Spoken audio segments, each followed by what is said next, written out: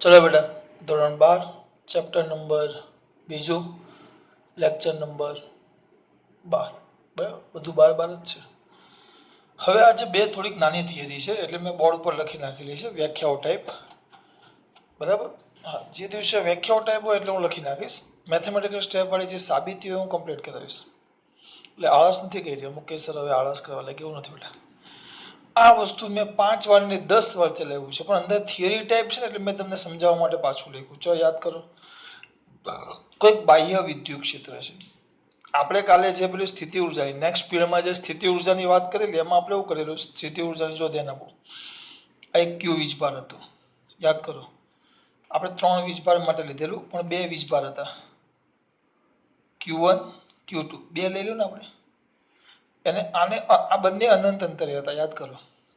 તો અનંત અંતરેથી આપેલા બિંદુ સુધી લાવવા માટે આ અનંત અંતરેથી બિંદુ P સુધી લાવવા માટે કરવું આપણે P1 કીધેલું. બરાબર. તો અત્યારે કઈ છે જ નહીં જુઓ. તો પહેલાને લાવવા માટે કરવું પડતું કાર્ય W1 0 થયેલું યાદ છે. પછી હવે આ બીજાને લાવો તો આનું વિદ્યુત સ્થિતિમાન અસર કરે અહીંયા. આને લાવું તો કરે. ચોક્કસ કરે. આનું વિદ્યુત સ્થિતિમાન અહીંયા અસર કરે. એટલે આનું કયું અસર કરે વિદ્યુત સ્થિતિમાન અહીંયા અસર કરે. અને પછી આપણે W2 શોધેલું ત્યારે કોઈ બાહ્ય ક્ષેત્ર હતું જ નહીં ધ્યાન રાખો. બરાબર. હવે અહીંયા એક વસ્તુ આપણે મને એક વસ્તુ કહો ચલો કોઈક બાહ્ય વિદ્યુત ક્ષેત્ર છે ટૂંકમાં કઈ જ નહીં આપણે આવું પહેલી થિયરી ભણેલી કે અહીંયા અક્ષનું ઉગમ બિંદુ હતું અહીંયા વિદ્યુતભાર કેટલો હતો Q. તો આ જે Q છે જે કયો વીજભાર છે ધન તે પોતાની આજુબાજુ પોતાની ક્યાં બેટા આજુબાજુ પોતાની કઈ બાજુ આજુબાજુ પોતાની આજુબાજુ ક્ષેત્ર કયું ક્ષેત્ર વિદ્યુત ક્ષેત્ર ઉત્પન્ન કરે. આ જે છે ને આમ પોતાની આજુબાજુ વિદ્યુત ક્ષેત્ર ઉત્પન્ન કરે આ Q વીજભાર યાદ છે. તો આનું ક્ષેત્ર હશે આનું ક્ષેત્ર હશે અને પછી આપણે શું કરતા એકમ ધન વીજભારને Q બરાબર 1 થિયરી હતી. એકમ ધન વીજભારને અનંત અંતરેથી ક્ષેત્રમાં આપેલા બિંદુ P સુધી લાવવા માટે કરવા પડતા કાર્યને આપણે વિદ્યુત સ્થિતિમાન કહેતા. વિદ્યુત સ્થિતિમાન અહીંયા સુધી લાવવા માટે કાર્યને આપણે શું કહેતા બેટા વિદ્યુત સ્થિતિમાન. કયું સ્થિતિમાન કહેતા વિદ્યુત સ્થિતિમાન. કયું સ્થિતિમાન કહેતા બેટા વિદ્યુત સ્થિતિમાન. તો અહીંયા જ વસ્તુ કીધું જો બાહ્ય વિદ્યુત ક્ષેત્ર E અને તેને અનુરૂપ બાહ્ય સ્થિતિમાન V એ જુદા જુદા બિંદુએ બદલાઈ જશે. આનો મતલબ શું થાય બિંદુએ જુદા જુદા એ બિંદુએ બદલાઈ જશે એટલે દરેક બિંદુ બદલાય. ચલો અહીંયા V હશે P આગળ તો અહીંયા Q આગળનું V હોય અહીંયા R આગળનું V હોય તો દરેક જગ્યાએ V શું થાય બદલાય કારણ કે બિંદુ બદલાય છે. તો અનંત અંતરેથી Q સુધી લાવવા માટે કરવું પડતું કાર્ય P સુધી લાવવા માટે કરવું પડતું કાર્ય કે R સુધી લાવવા માટે કરવું પડતું કાર્ય. આ બધા જ કાર્ય કેવા હશે જુદા જુદા. આ બધા જ કાર્ય કેવા હોય જુદા જુદા. એટલે દરેક કાર્ય જુદા જુદા. એકમ ધન વીજભાર છે એટલે વિદ્યુત સ્થિતિમાન. પણ જો Q વીજભાર હોય એકમ ધન વીજભાર હોય તો વિદ્યુત સ્થિતિમાન. પણ જો Q વીજભાર હોય કેટલો વીજભાર હોય બેટા Q એકમ ધન વીજભાર છે એટલે કયો સ્થિતિમાન વિદ્યુત સ્થિતિમાન. પણ એના જગ્યાએ જો કયો વીજભાર હોય Q વીજભાર તેને આપણે સ્થિતિ ઉર્જા કહેતા. યાદ એવું કઈ વિપુલ પટેલે તમને આવું કઈ કીધેલું કદાચ. તો અહીંયા જ છે જો બાહ્ય ક્ષેત્ર E અને તેને અનુરૂપ બાહ્ય સ્થિતિમાન V એ બિંદુએ બદલાય. V બદલાય કારણ કે E પણ બદલાશે બિંદુ બદલાશે તો અંતર બદલાવાનું છે. સિમ્પલ વસ્તુ છે આમાં ખબર ન પડે તો E બરાબર KQ બાય R સ્ક્વેર આવે અને V બરાબર અહીંયા લખું પાછું દેખાય V is equal to KQ by R.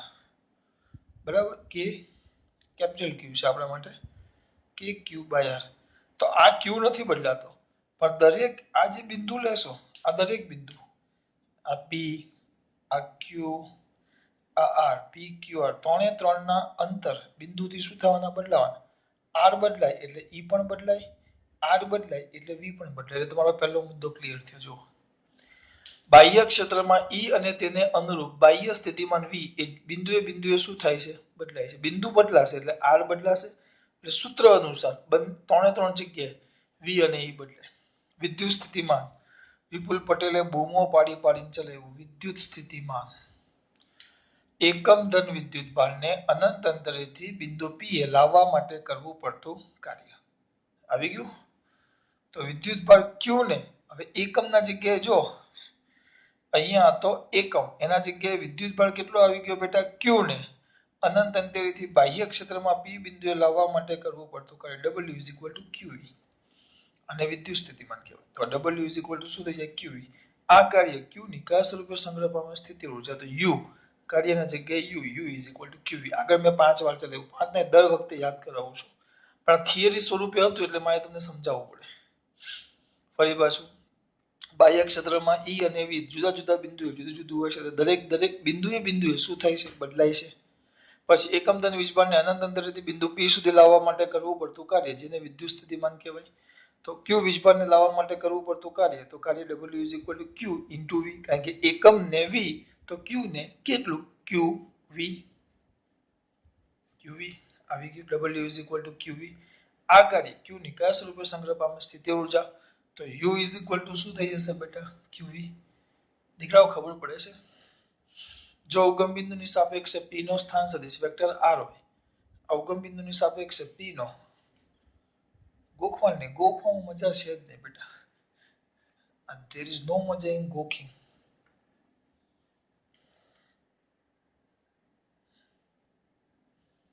યામાક્ષનો ઉગમ બિંદુ છે ઉગમ બિંદુ O ને સાપેક્ષે આ બિંદુ P છે જેનો સ્થાન સદિશ તમારી પહેલી થિયરી આ બિંદુ P છે બરાબર જેનો સ્થાન સદિશ વેક્ટર કેટલો હોય બેટા R હોય બરાબર તો વિદ્યુત ભાર કયો હતો આપણો Q કારણ કે હવે સ્થિતિ ઊર્જાની વાત કરીએ તો એકમ વીજભાર ન હોય Q વીજભારને બાહ્ય ક્ષેત્રમાં અનંત અંતરેથી કયા બિંદુએ R એટલે આ બિંદુ P સુધી લાવવા માટે કરવું પડતું કાર્ય તો W QV W તો આપણે U QV કહેતા પણ હવે આ R સાથે બદલાશે કીધું E અને V બંને R સાથે બિંદુએ બદલાય બદલાય બિંદુએ સ્થાન સદિશ બદલાય એટલે R બદલાશે એમ E અને V બદલાય એટલે અહીંયા લખેલું છે U of vector R is equal to Q of Q કૌંસમાં V of vector R બિંદુએ બદલાય છે થઈ ગયું જો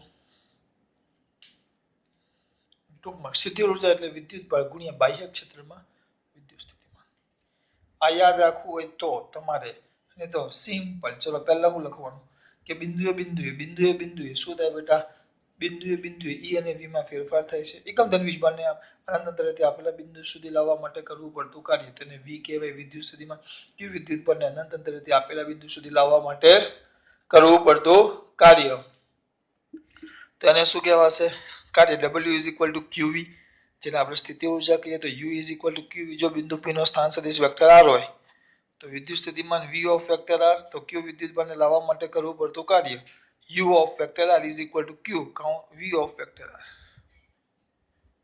પતી ગયું આ થઈ ગઈ તમારી એકલ વિદ્યુત ભારને લીધે બાહ્ય ક્ષેત્રમાં વિદ્યુત સ્થિતિ ઊર્જાનું સૂત્ર આ સિમ્પલ હવે સ્થિતિ ઊર્જા જો આપણી હોય ને આપણી કોઈ પદાર્થની કોઈ તંત્રની કોઈ સિસ્ટમની કોઈ પ્રણાલીની જે કહેતા હોય મોટા યંત્રોની તો એ જૂલમાં મપાય બરાબર આપણી ઊર્જા પણ જૂલમાં માપીએ આપણે પછી ઉષ્મા ઊર્જા આવે જૂલનો બીજો એકમ કેલરી પણ આવે પણ આપણે અહીંયા આપણે કોની ઊર્જા માપીએ છીએ ઇલેક્ટ્રોન અણુઓ પરમાણુ જે બહુ સૂક્ષ્મ છે ઇલેક્ટ્રોન પરમાણુ અણુઓ જે નાના કણો છે એનું દળ પણ નાનું હોય એ દળ આપણે શેમાં માપતા યુ માં AMU એટોમિક માસ યુનિટ તો એ રીતે આની ઊર્જા પણ બહુ જ નાની હોય તો ઊર્જા નાની હોય કારણ કે નાના કણો છે તો ઊર્જા પણ કેવી હોય ખૂબ જ નાની તો એ ઊર્જા જૂલમાં મપાય નહીં તો એ ઊર્જાને તમે જૂલમાં ન માપી શકો તો સર શેમાં માપવાની તો એ શેમાં મપાય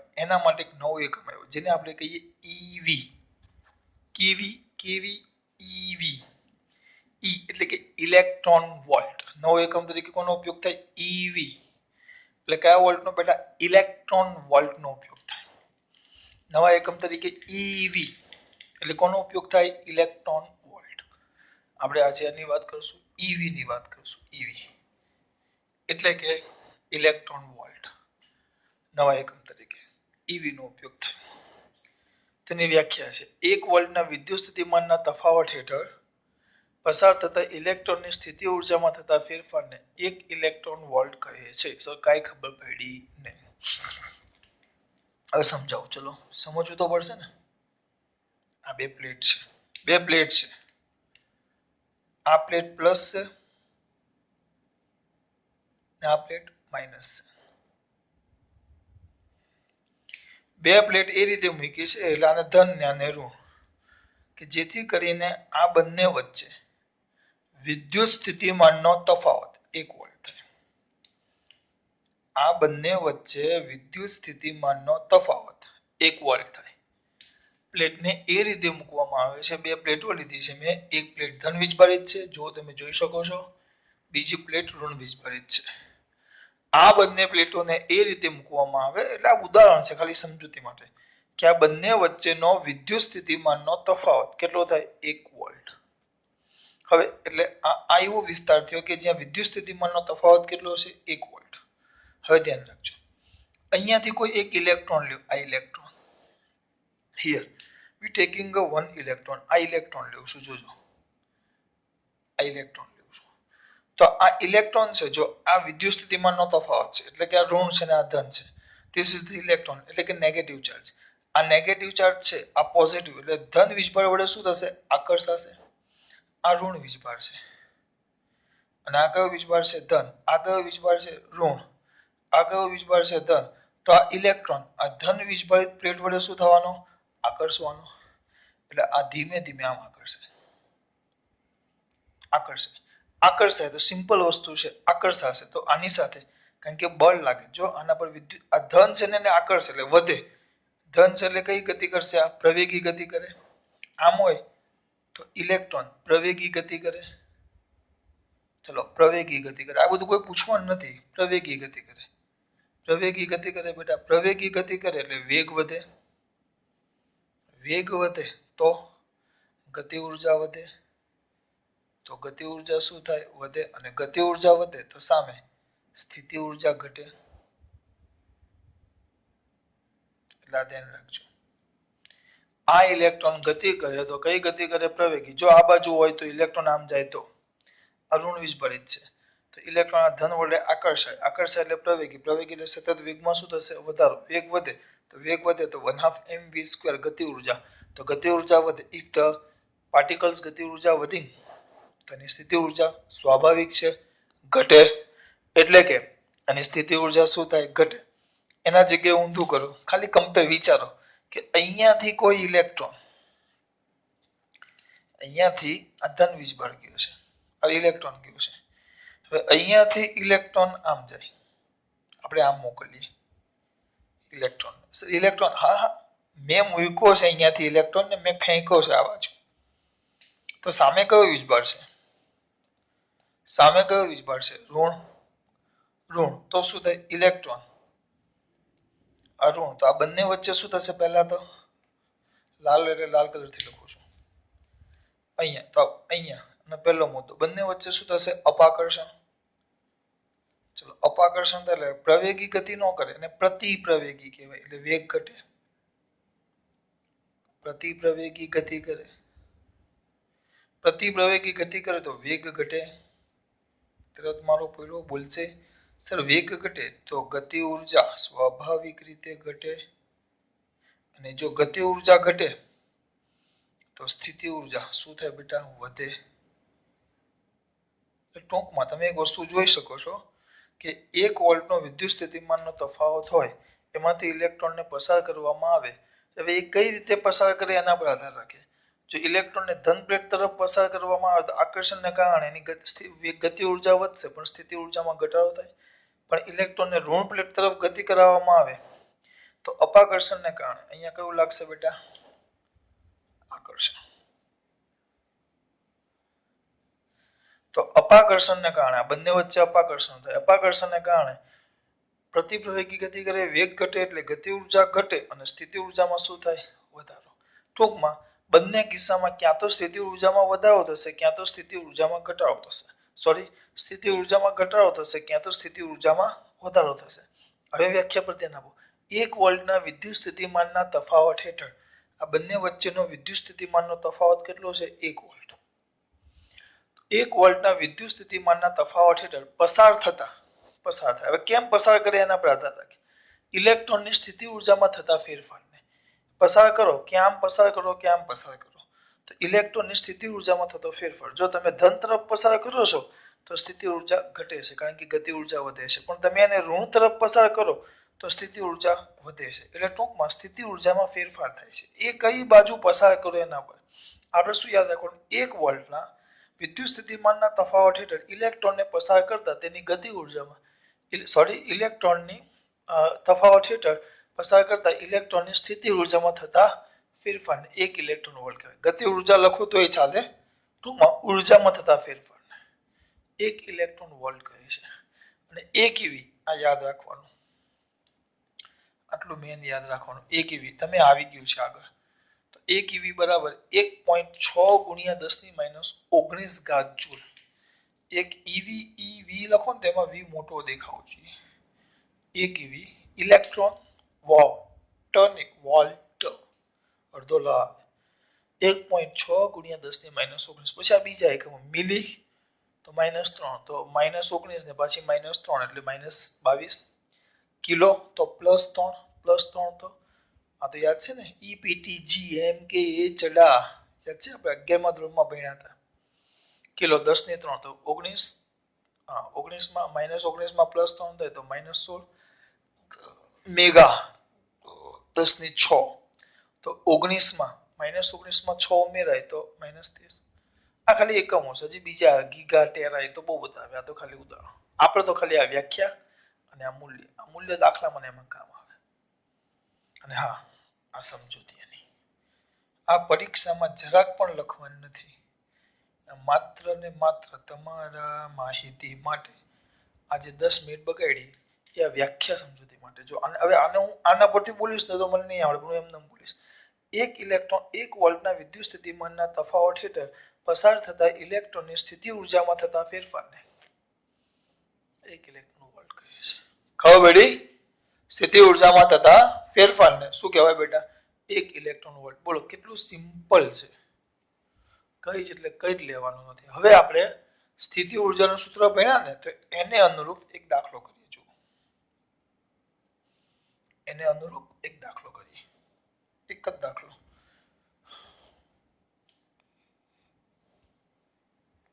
જોઈ લેજો પુશ કરીને લખી નાખવાનું બરાબર હવે ભૂસી નાખું છું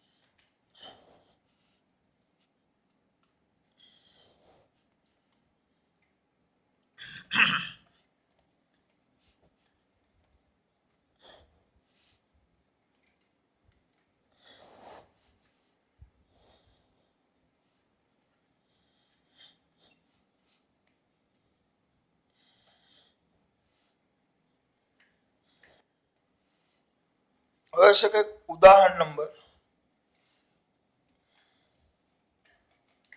2.4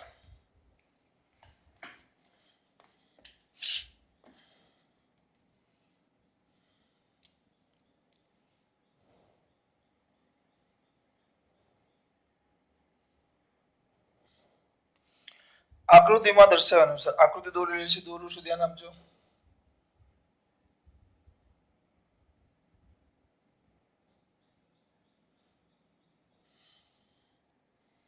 એટલે આકૃતિમાં દર્શાવ્યા મુજબ કીધું એટલે આકૃતિ દોરવાની પાછી A B C D 4 બિંદુઓ છે ત્યાં વીજભાર મૂકેલા છે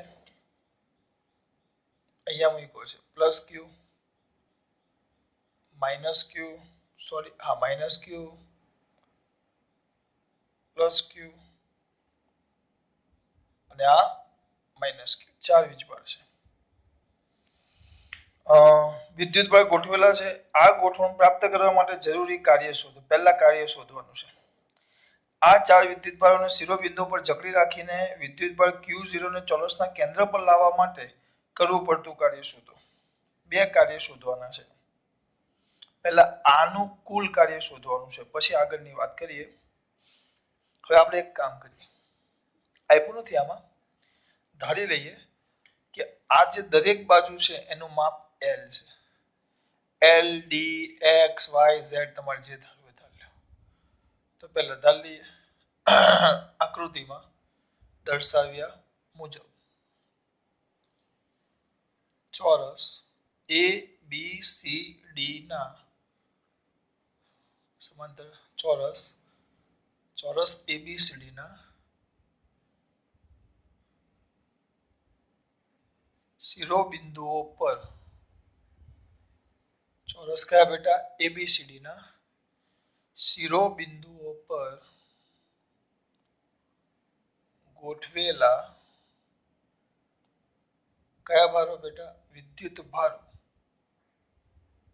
કયા ક્રમે અનુક્રમે જો એબીસીડી તો અનુક્રમે બોલો પ્લસ ક્યુ માઇનસ ક્યુ પ્લસ ક્યુ અને માઇનસ ક્યુ છે તેમજ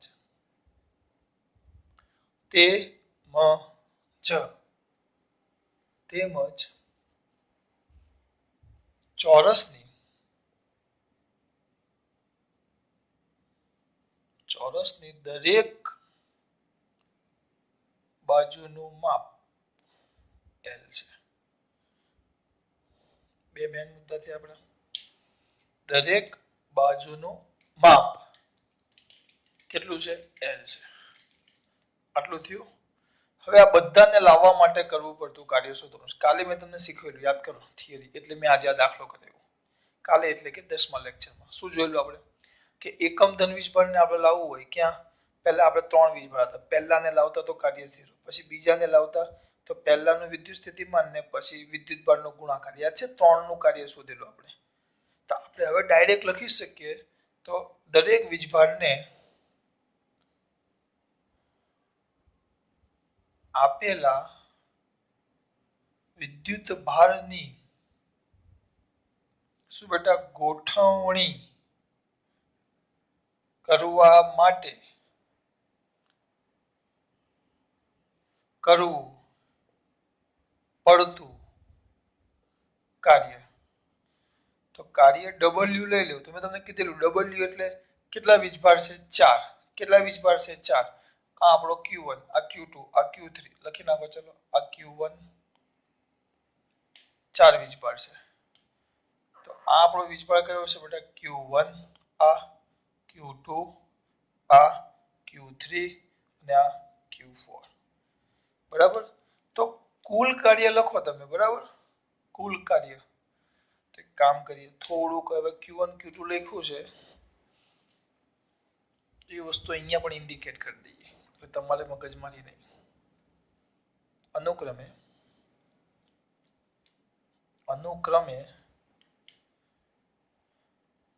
Q1 બરાબર પ્લસ Q Q2 બરાબર માઇનસ Q Q3 બરાબર પ્લસ Q અને Q4 બરાબર માઇનસ Q છે. તો W બરાબર મેં તમને કીધેલું જો બે માં તો યાદ કરો કાલે 3 નું શોધેલું 1 2 3 વીજભાર હતા. કેટલા વીજભાર હતા 3. તો આપણે લખેલું 3 હોય તો પહેલાનો બીજા હાથે પહેલાનો ત્રીજા હાથે બીજાનો ત્રીજા હાથે. અત્યારે કેટલા છે 4. તો W12 plus W13 plus W14 બરાબર પછી પ્લસ W23 પ્લસ W24 બધા જ કાર્ય પહેલું બીજું પહેલું ત્રીજું પહેલું ચોથું યાદ કેમ રાખવું આ રીતે 1 2 3 4 પહેલું બીજું સોરી પહેલું બીજું પહેલું ત્રીજું પહેલું ચોથું આપણે ખબર ઉપગણ લખતા એ રીતે પછી બીજું ત્રીજું બીજું ચોથું આવી ગયો. હા હવે સર બાકી હા હજી એક બાકી ને બધા આવી ગયા પણ ત્રીજો ચોથો બાકી જો તો પ્લસ W34 બધું જ લખી દેવાનું. હા આમાં ખબર પડી માં દીકરાઓને સર પડી ગઈ કઈ કર્યું નથી કાલનું સૂત્ર સીધું લખી નાખ્યું છેલ્લે આપણે જે મેળવેલું આપણે કેટલા માટે મેળવેલું 3 માટે W12 W23 W12 W23 W13 યાદ છે આ એ 3 નો સરવાળો કર્યો આજે 4 છે એટલે ચારે બધા માટે કરવું પડતું કાર્ય શોધી લીધું. આવ્યું. હવે બે વીજભારનું ગમે ત્યારે સ્થિતિ ઊર્જા આવે તો શું આવે U = K Q1 Q2 by R સાબિત કરેલું છે આપણે. બે વીજભારના તંત્ર માટે કરવું પડતું કાર્ય K Q1 Q2 by R. તો આ બે માટે કરવું પડતું કાર્ય એટલે K Q1 Q2 by R. R એટલે આપણે અંતર કોના વચ્ચેનું અંતર પહેલા અને બીજા વચ્ચેનું તો R12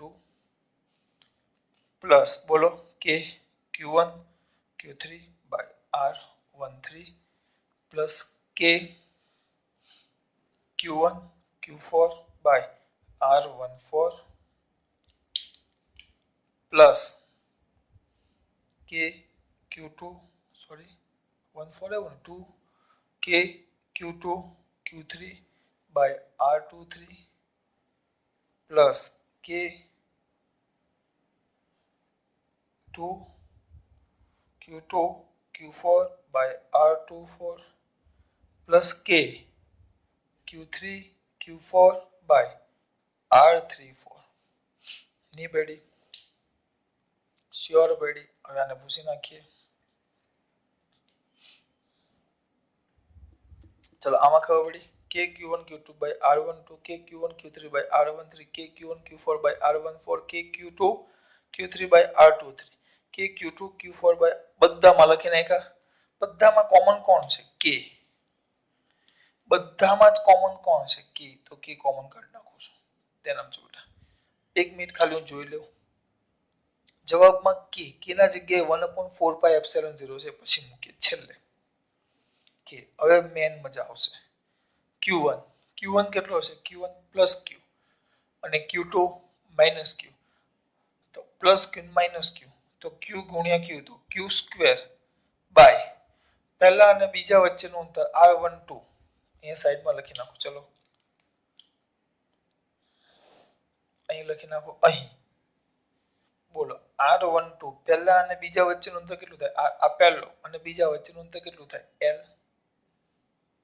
R13 તો પહેલા અને ત્રીજા વચ્ચેનું અંતર પહેલા અને ત્રીજા વચ્ચેનું આ L તો બેટા આ તો કર્ણ થયો. જો કર્ણ તો નાના છોકરાને આવડે આ કર્ણ થાય કર્ણ તો આનું કેટલું L તો વર્ગમૂળમાં લખું કે નીચે અહીંયા ખબર પડશે.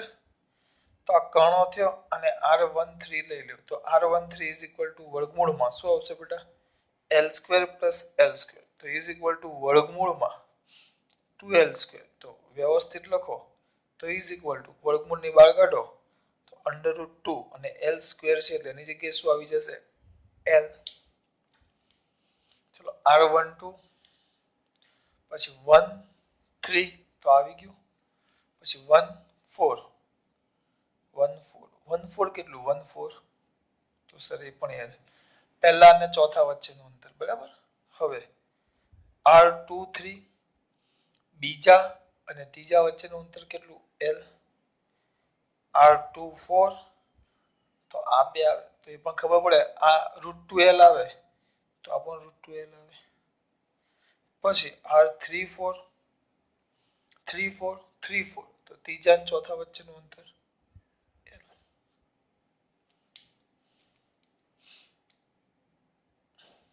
લખો. આ લખ્યું બાજુમાં તમારે આ બાજુ નહીં તમારે અહીંયા લખો ને એની આ બાજુ લખવાનું પણ મારી પાસે અહીંયા જગ્યા હતી એટલે એનો ઉપયોગ R13 એટલે કર્ણ થયો. કર્ણ એટલે બંને બાજુના આ ત્રિકોણનો કર્ણ થયો. જો તો બંને બાજુના વર્ગોના સરવાળાનું વર્ગમૂળ K Q². કેમ Q²? Q1 Q2 તો આ પણ Q પણ એક પ્લસ એક માઇનસ એટલે Q² બાય R12 કેટલા છે L. એક્સિડન્ટ થઈ જાય K કૌંસમાં Q² બાય L પણ આગળ શું આવશે માઇનસ. કેમ વત્તા ઓછા પ્લસ Q1 એટલે પ્લસ Q Q3 એટલે પણ પ્લસ Q તો Q² બાય અંતર એટલે કર્ણ તો √2L કે ના એ તો બહાર આવી ગયું છે Q1 એટલે પ્લસ Q પછી Q4 છે આ Q4 એટલે માઇનસ Q તો માઇનસ Q² બાય આ અંતર પહેલા અને ચોથું તે તો પહેલા અને ચોથા વચ્ચેનું અંતર કેટલું છે L પછી બીજો અને ત્રીજો ચલો બીજો અને ત્રીજો minus Q plus Q minus Q plus Q તો માઇનસ Q² બાય અંતર કેટલું છે બીજો અને ત્રીજો અંતર કેટલું છે સર L L સોરી હજી બાકી છે ક્યાં પૂરું કરી દઉં છું પછી બીજું અને ચોથું એ જ છે ને બીજું ત્રીજું પછી બીજું અને ચોથું minus Q minus Q minus minus plus Q into Q² તો પ્લસ Q² બાય આ અંતર બીજા અને ચોથા વચ્ચેનું અંતર તો √2L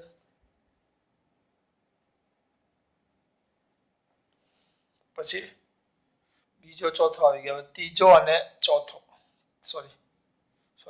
ત્રીજો અને ચોથો પહેલો ચોથો ન આવે કારણ કે ચોથો પહેલો ન આવે કારણ કે પહેલો ચોથો આવી ગયો બીજી વાર નહીં લખવાનું ત્રીજો અને ચોથો પ્લસ Q માઇનસ Q તો માઇનસ Q² બાય અંતર બંને વચ્ચેનું L કાંઈ કરતા નથી ભાઈ થઈ ગયું હા કે ના હવે અહીંયા લખી નાખીએ લખી નાખવું આપણે કે K બરાબર શું લેવાનું છે 1/4πε0 લેતા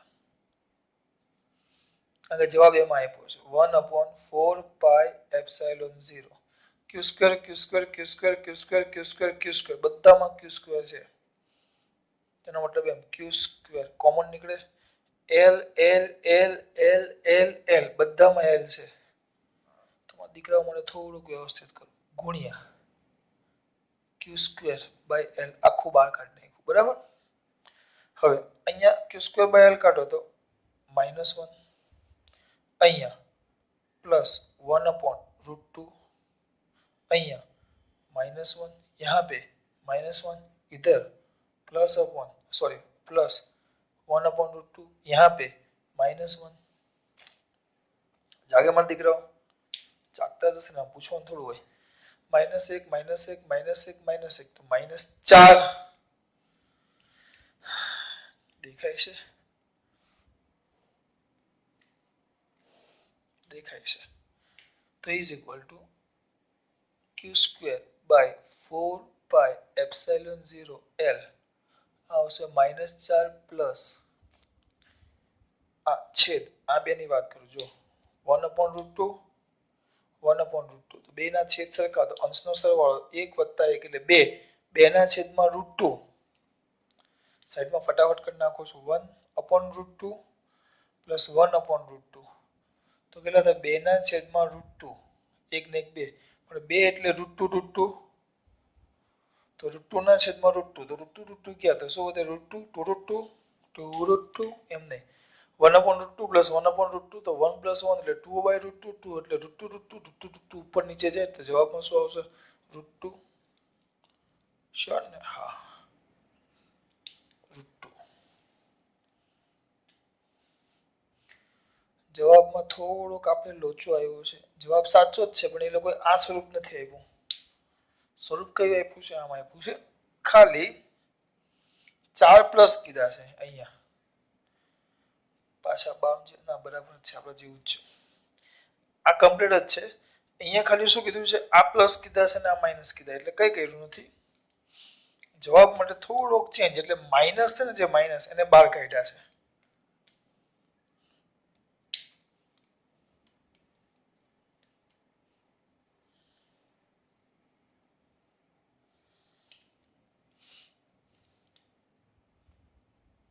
કરવું પડતું કાર્ય W is equal two minus ને બહાર કાઢ્યા છે તો minus Q² by 4πε0L 4πε0L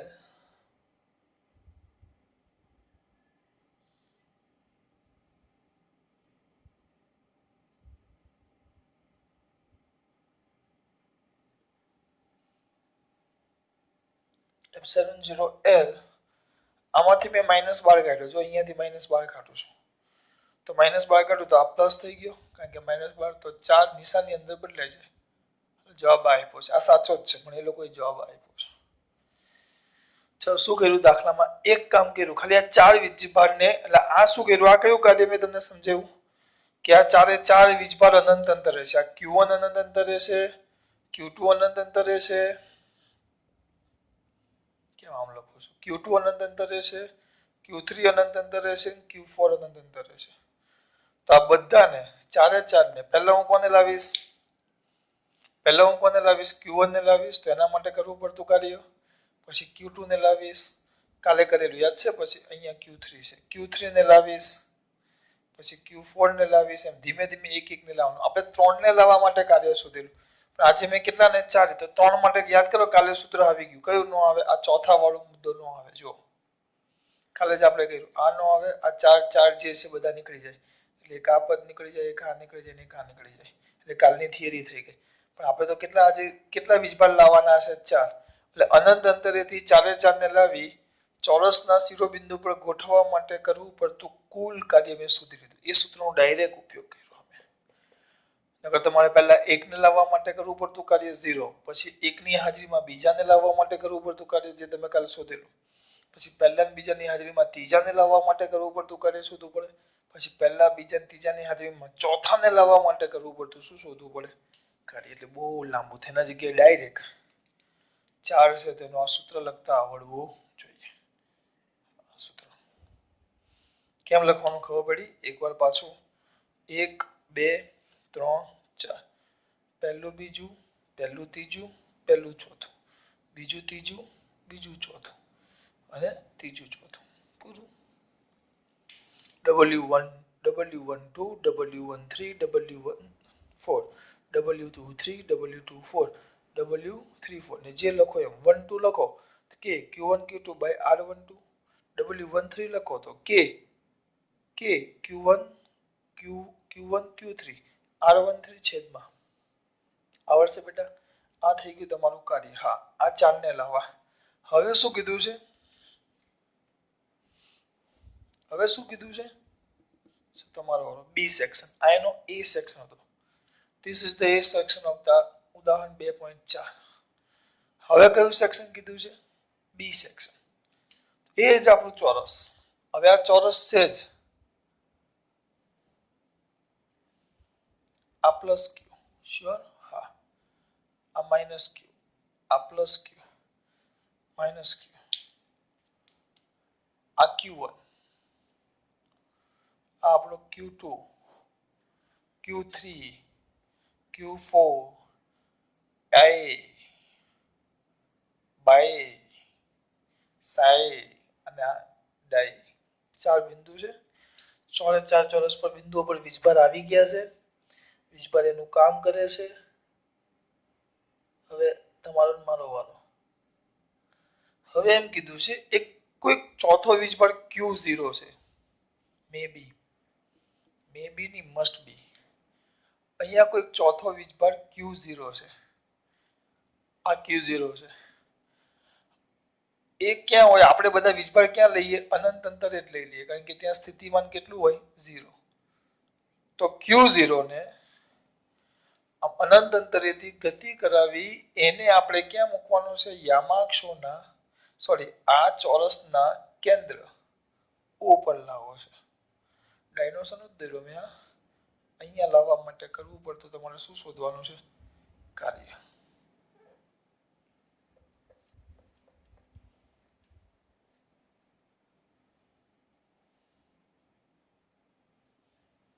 ક્યાંથી? અહીંયાથી અનંત અંતરેથી O સુધી લાવવા માટે કરવું પડતું શું શોધવાનું છે બેટા? કાર્ય. તો આપણે હવે કાર્ય એટલે એટલું બધું નહીં વિચારવાનું. આપણે સીધું O પર લાવવા માટે કરવું પડતું કાર્ય W = Q, જેને લાવવાનો છે એ વીજભાર ગુણ્યા V. V એટલે કે આપેલા બિંદુ પાસેનું વિદ્યુત સ્થિતિમાન. V લખવું એટલે ખબર પડવી જોઈએ. હમણાં આગળની થિયરીમાં ચલાવ્યું. V એટલે એકમ ધન વિદ્યુતભારને આપેલા બિંદુ સુધી લાવવા માટે કરવું પડતું કાર્ય. અને Q એટલે એક QV લખો તો Q વીજભારને. એટલે મારે પહેલા O પાસેનું શું શોધવું પડશે? વિદ્યુત સ્થિતિમાન. કયા બિંદુ શું કરું ખબર પડી? કોઈ પણ બિંદુ પાસેનું કરવું પડતું કાર્ય પૂછે તો QV કરી દેવાનું. કેમ QV? V એટલે એકમ ધન વીજભારને એ બિંદુ સુધી લાવવા માટે કરવું પડતું કાર્ય, અને આથી Q કરી નાખું તો Q વીજભારને લાવવા માટે કરવું પડતું કાર્ય. પણ આપણો Q વીજભાર નથી, Q0 છે. બરાબર? તો પહેલા ચોરસ. શું બેટા? ચોરસ.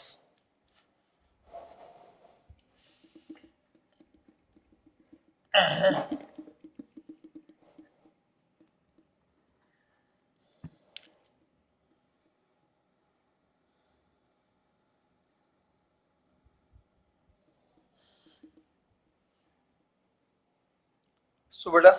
ચોરસ ABCD ના કેન્દ્ર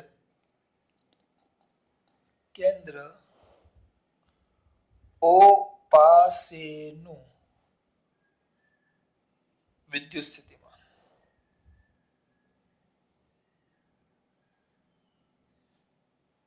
તો VO લખો ને આપણે, VO 0 નથી, VO તો ઇઝ ઇક્વલ ટુ ચારે ચાર ને કારણે વિદ્યુત સ્થિતિમાન, તો V1 plus V2 plus V3 plus V4. V1 એટલે K Q1 by R1. K યાદ કરો, કોઈ પણ બિંદુએ વિદ્યુત સ્થિતિમાન શોધવાનું હોય તો એ બિંદુની વીજભારથી, આપણે એવું કરતા, ચાર વીજભાર હોય, ચારે ચાર અસતત વિદ્યુત ભાર, એટલે બીજી થિયરી આપણે, તો બધા વડે જે વિદ્યુત સ્થિતિમાન ઉત્પન્ન થાય એનો શું કરી નાખવાનો? સરવાળો. તો V1 plus V2 plus V3 plus V4. સૂત્ર મૂકું, K Q1 Q અને V એટલે કે Q by R, V એટલે કે Q by R, તો V1 એટલે K Q2 by R2, V2 એટલે K V3 એટલે K Q, એ જ આવે બધામાં, એકને એક મુદ્દો ચાર વાર ન બોલે. પણ હવે બધાના Q તમને ખબર છે, આ છે પ્લસ Q, Q2 છે માઇનસ Q, Q3 છે પ્લસ Q અને Q4 છે માઇનસ Q. પણ આ જે આપણું કેન્દ્ર O છે, O થી આ બધા અંતર નથી ખબર. આ અંતર R1 થાય, આ અંતર R2 થાય, આ કેન્દ્ર O થી. આને આપણે શું કહેશું? બેટા R3. અને આ આપણું શું થશે? R4. આ બધા થશે એક સરખા જ, કારણ કે ચોરસ છે એટલે. લંબચોરસ હોય તો ન થાય, ચોરસ છે એટલે એક સરખા જ થાય, કોઈ ફરક ન પડે. ચોરસ છે એટલે કોઈ ફરક નહીં પડે, ધ્યાન રાખજો. તો મારે પહેલા R1 R2 R3 ને R4 શોધવા પડશે. જો અહીંયા ધ્યાન આપો, ડાયરેક્ટ લખો તો ચાલે, પણ આ તો તમને ખબર ને, તમારા વિપુલ સર ને બધી કુટીઓ બહુ વધારે. અહીંયા ધ્યાન, ચોરસ દેખાય છે?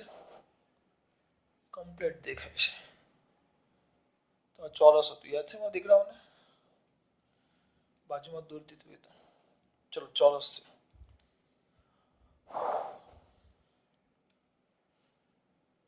A B C D આવી ગયો. આ કેન્દ્ર છે. જો આ L, આ પણ L. તો આખાને આપણે શું કીધેલું બેટા? આખાને શું કીધેલું? આખાને, આ જે આખું અંતર થયા એ આપણે આગળ સાબિત કર્યું. એ કેટલું હતું બેટા? √2L. બરાબર? તેના પરથી આ O છે, તો આ અંતર કેટલું થાય? તો આ અંતર નાનો છોકરો કહેશે, √2 જે L છે એનો ભાગ્યા 2. એ અંતર કેટલું થશે? OC કેટલું થાય? અહીંયા જો આ AC છે, AC બરાબર તો કેટલું આવ્યું? √2L. તો OC બરાબર તો OC બરાબર તો શું થશે બેટા? AC by 2. એટલે કે √2L by 2. √2 નીચે જાય, L by √2. આ મેન છે આપણા માટે. એટલે આના પરથી શું ક્લિયર થાય? આના પરથી શું ક્લિયર થાય કે ભાઈ R1 બરાબર R2 બરાબર R3 બરાબર R4 બધા એક સરખા જ છે, is equal two L by √2. L by √2. કિંમત. તો માટે તમે ડાયરેક્ટ લખી શકો માટે V of O is equal to K બાર કાઢી નાખું છું Q1 એટલે માઇનસ Q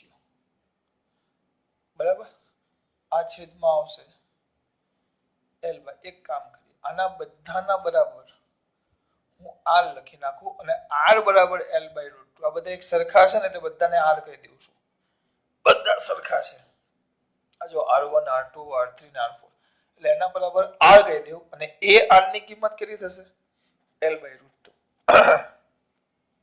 તો minus Q by L by એટલે માઇનસ Q બાય અને આપણે શું કીધું R minus Q by R કે તો કોમન Q એટલે ભૂલ કરી મેં કેમ Q1 તો કેટલો લેવાનો છે પ્લસ પછી માઇનસ તો માઇનસ Q બાય R પછી પાછો plus Q by I minus Q by R આ તો કેટલો થઈ ગયો 0 V of O બિંદુ પાસેનું વિદ્યુત સ્થિતિમાન કીધું કેટલું આવ્યું 0 તો Q0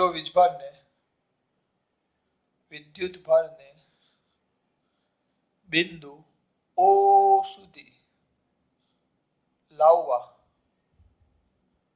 કરવું પડતું કાર્ય W is equal to Q0 into VO એક કામ કરીએ W O તો પણ આ તો Q0 into 0 જ છે એટલે જવાબ કેટલો આવે 0 એટલે કોઈ કાર્ય કરવું પડતું નથી કેમ કારણ કે અહીંયા વિદ્યુત સ્થિતિમાન કેટલું છે 0 બહુ સિમ્પલ વસ્તુ છે બેટા AC is equal to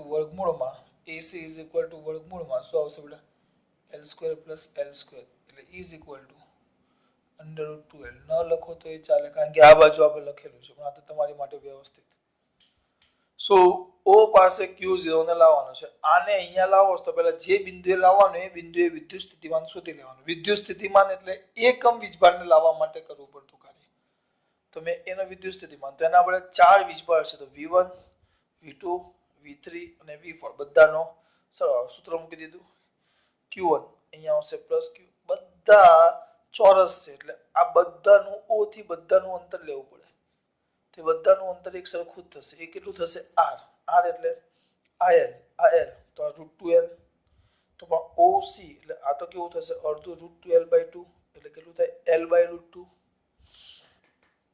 બધા અંતર L/√2 થશે પણ મેં એને બરાબર R લઈ લીધા છે એટલે મારે અહીંયા L/√2 એમ બહુ ન લખો પણ આ જગ્યાએ ખાલી R લખવું પડે વીજભાર મૂકી દીધા Q plus Q minus Q plus Q minus Q છેદમાં બધાના R 0 થઈ જશે તો એકમ ધન વીજભારને અહીંયા લાવવા માટે કરવું પડતું કાર્ય કેટલું 0 તો Q0 ને લાવવા માટે કરવું પડતું કાર્ય પણ કેટલું 0 ખબર પડી બેટા ચલો ખાસ વાત જય શ્રી